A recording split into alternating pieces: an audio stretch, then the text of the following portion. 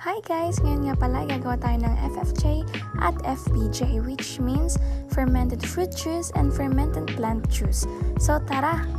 Ayun mga ate ko, ang kailanganin natin is saba, kalabasa at molasses. Kaya pwede kahit anong prutas, basta wag lang citrus.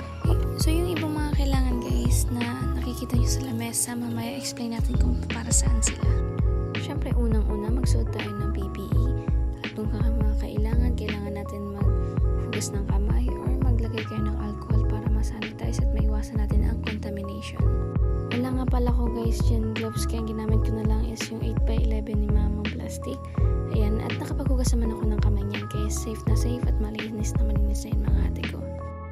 Next naman natin, hiwain natin ng saba into 1 inch. Tago 1 inch lang sila mga mare ko. Ganyan lang. And pagkatapos nun, punasan natin para masigurado natin malinis at walang kahit ano sa ating balde na paglalagyan. At next naman natin yung ating kalabasa. Alisin natin to ng buto at gawin din natin yung process kanina. Tago 1 inch lang din ang kanyang pagitan. So ang ratio nga pala nito guys, kung bumili kayo ng 1 kilong saging o 1 kilo din ng ating kalabasa, dapat ang molasses natin ay 1 kilo rin. 1:1 ang ating ratio niyan mga ate ko at huwag kayong malilito. Nabanggit ko rin kanina guys na pwede kayong gumamit kahit anong prutas or kahit anong gulay, basta wag yung citrus mga mi. So ito na guys yung pinaka-exciting at pinaka-relaxing na part, satisfying na part. Ayan, yung paglalagay ng molasses mga mi, nasa galon na siya. At nabili ko to ng 45 pesos ang 1 kilo. Pagkatapos yun mga ate ko, halu-haluin lang siya ng isang spatula or kung anong meron kayo dyan.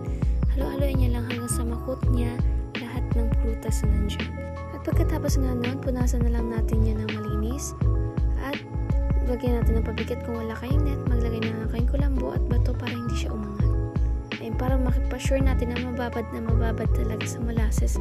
Pagkatapos din nga nun, lagyan natin ng takpan natin ng Manila paper. Yung walang mga sulat, bawal po ang dyaryo.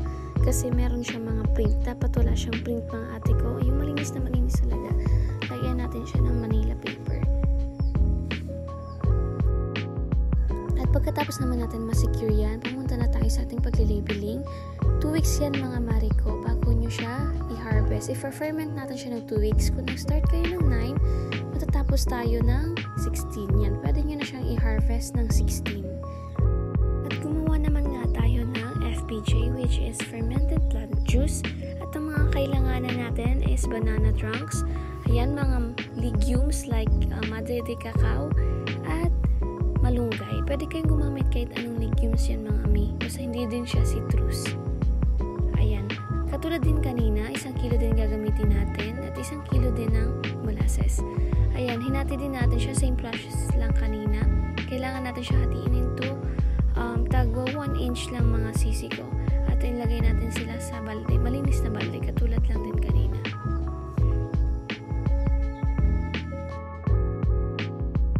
Isunod naman nga natin itong mga legumes. Katulad din kanina, same process lang din. Tago 1 inch lang din ang ilalagay natin. At sa balde natin ilalagay sama-sama sila.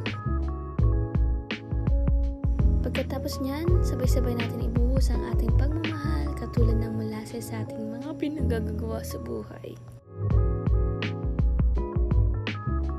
Halu-haluin natin to hanggang sa mag-reunion ng ating molasses at ang ating mga legumes. At kapag nakut na nga natin lahat, same process lang kanina, linisin natin yung paligid, linisin natin yung gilid. At yan mga mi, pagkatapos yan lagyan natin ng pabigat ulit para hindi siya umangat. In case na umangat siya, meron tayong kulambo at may bato. Syempre naman dapat malinis po yung mga bato mga ate ko. Hugasan nyo na muna yan. At takpan natin muli ng Manila paper. I-secure natin na wala masyadong makakalabas. Ayan ate ko, i-secure nyo